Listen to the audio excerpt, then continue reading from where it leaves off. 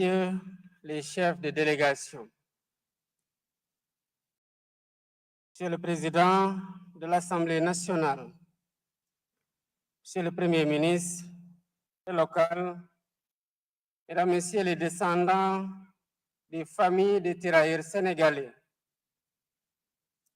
distingués invités, population de Thiaroye, Mesdames, Messieurs.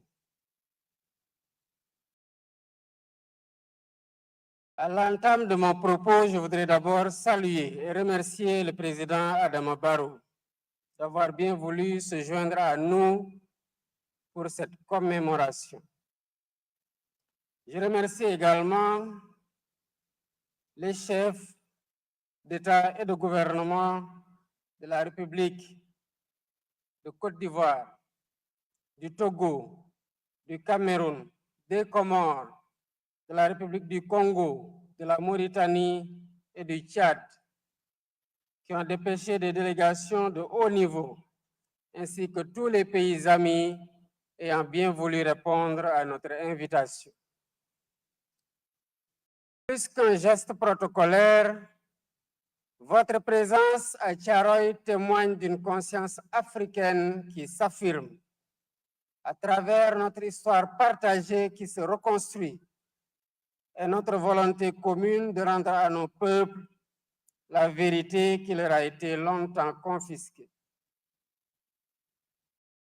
En ce jour de recueillement pour la nation, nous sommes réunis sur cette terre meurtrie de Thiaroye pour rappeler que la vérité ne s'efface jamais. Elle finit toujours par réclamer justice.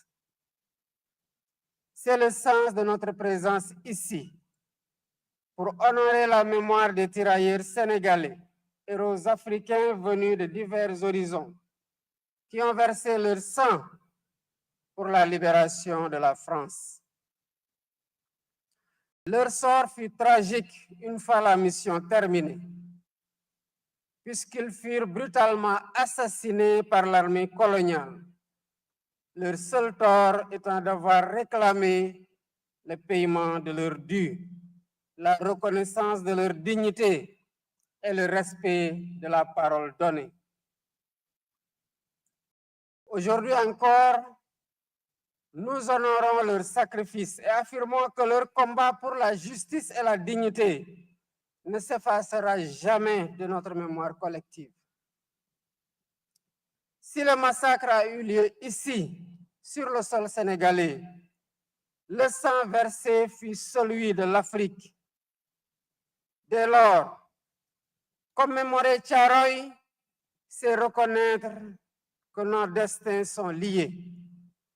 C'est faire de cette tragédie le socle d'une solidarité panafricaine et un pilier de l'avenir que nous construisons. C'est renouveler notre engagement solennel de bâtir une Afrique qui se souvient de son passé pour vivre pleinement son présent et regarder avec confiance son avenir. Je rends un hommage appuyé au comité de commémoration, aux historiens, chercheurs et artistes, aux associations et à toutes celles et ceux qui ont œuvré, souvent dans l'ombre, parfois contre des résistances, pour rouvrir ce dossier longtemps verrouillé. Grâce à eux, de nouvelles pistes d'investigation ont été explorées et la mémoire refoulée de cette tragédie peut enfin être illuminée sous l'éclat de la lumière de l'histoire dans toute sa vérité. Je remercie du fond du cœur les populations de Thiaroye, les familles des victimes et les autorités locales, toutes gardiennes infatigables de cette mémoire. Depuis des décennies, vous portez la flamme et veillez à ce qu'elle ne s'éteigne pas pour que le monde n'oublie jamais.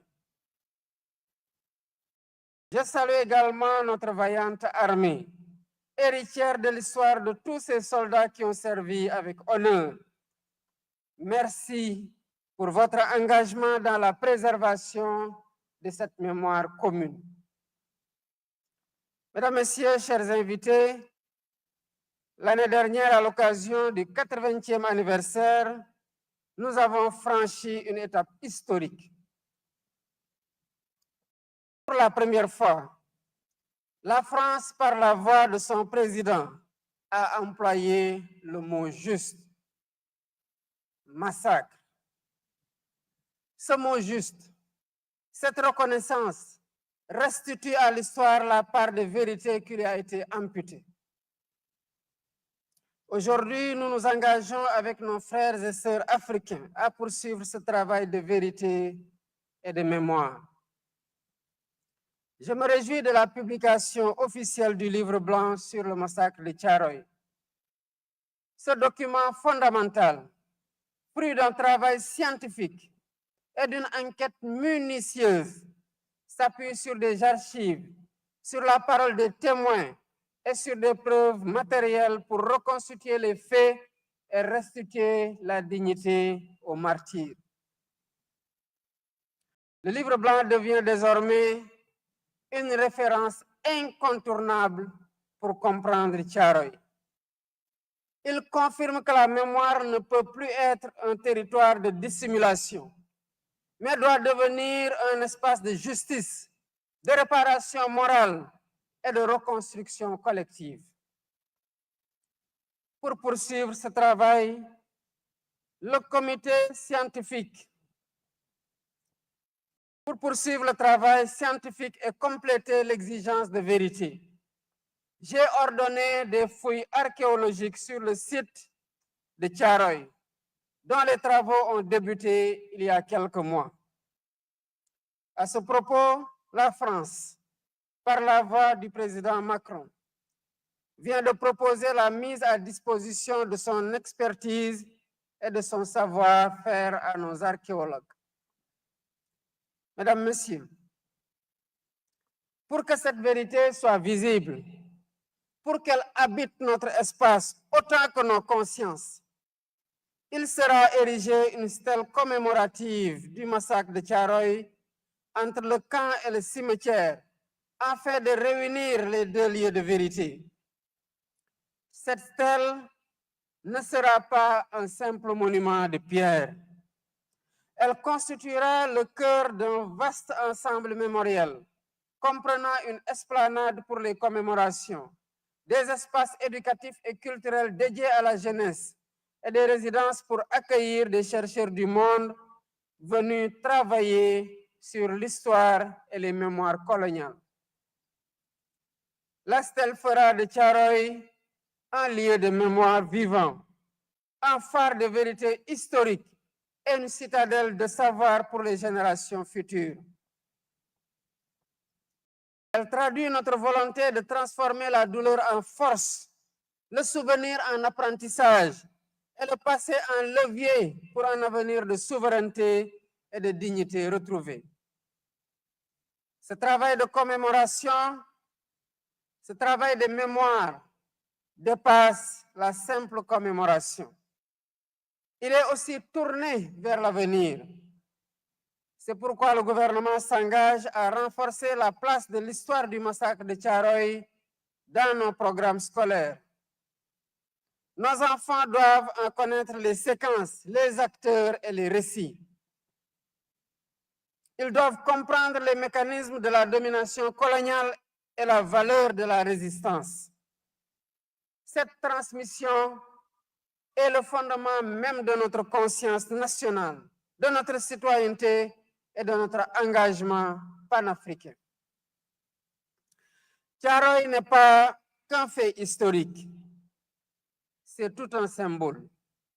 Symbole de la violence du système colonial, mais aussi symbole de la résistance africaine et de notre soif irrépressible de liberté et de souveraineté. La dignité n'a pas de prix. La question des réparations et de la justice doit désormais être posée sereinement, mais résolument, dans un dialogue fondé sur la vérité historique et le devoir de justice envers les familles des victimes. En conclusion, le combat pour la mémoire de Thiaroye est un combat pour l'âme du Sénégal et pour l'âme de l'Afrique. Un combat pour que plus jamais un peuple ne soit nié dans son histoire, dans sa dignité et dans son droit même à exister librement. Pour ma part, je ne ménagerai aucun effort dans ce sens, afin que la mémoire de nos martyrs continue de vivre dans notre mémoire collective et celle des générations futures. Vive le Sénégal, vive l'Afrique unie, libre et prospère. Je vous remercie.